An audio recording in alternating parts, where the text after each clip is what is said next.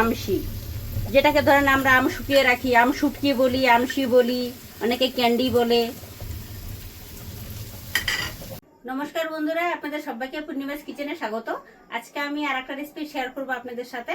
আজকে আমি বানাবো করলা। এই দেখুন করলা নিয়ে এসেছি, বাজারে খুব সুন্দর করলা পাওয়া যাচ্ছে, একদম টাটকা টাটকা। এই দেখুন কুচি কুচি করলা। তো করলা নিয়ে এসেছি, তো আমি করলা দিয়ে আজকে আপনাদেরকে একটা অন্য রকমের রেসিপি বানিয়ে দেখাবো বন্ধুরা। আপনারা তো করলা দিয়ে অনেক রকমের রেসিপি খেয়েছে, আজকে আমি করলা দিয়ে ঘন্ট বানাবো, করলার ঘন্ট। এই দেখুন কি সুন্দর করলা। তো আশা করছি ভালো লাগবে, দেখতে থাকুন।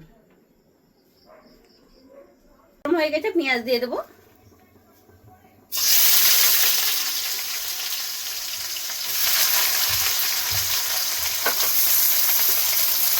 কাঁচা লঙ্কাটাও দিয়ে দেবো।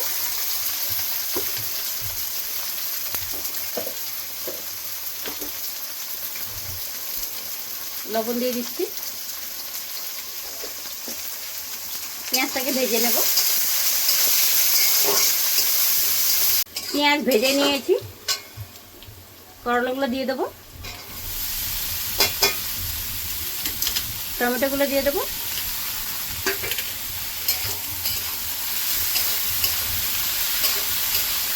কিছুক্ষণ ভেজে নেব। করলাটা আমি ভেজে নিয়েছি অনেকক্ষণ। এবার দিয়ে দিচ্ছি হলুদ। আজকে করলাতে কোনো গুঁড়ো মশলা যাবে না, শুধু এটাই দেব। আর এখানে দিয়ে দিচ্ছি আমশি, যেটাকে ধরেন আমরা আম শুকিয়ে রাখি, আম শুটকি বলি, আমশি বলি, অনেকে ক্যান্ডি বলে।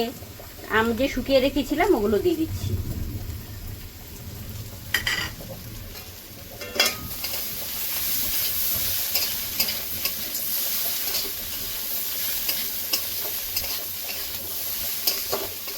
এটা অনেক সময় নিয়ে করতে হবে, আস্তে আস্তে, হড়বড়ি করলে হবে না, কারণ এটাতে কোনো জল যাবে না।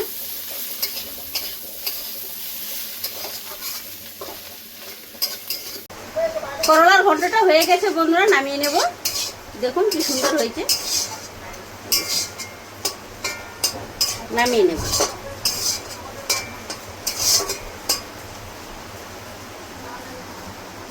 নামিয়ে নিচ্ছি।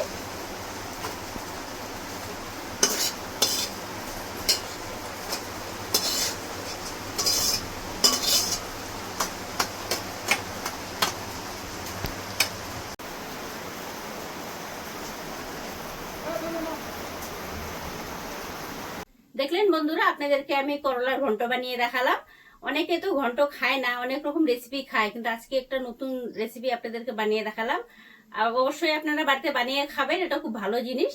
আর আজকের ভিডিওটা যদি ভালো লেগে থাকে তাহলে লাইক কমেন্ট শেয়ার করবেন। ভালো থাকবেন, সুস্থ থাকবেন, দেখা হচ্ছে পরের ভিডিওতে।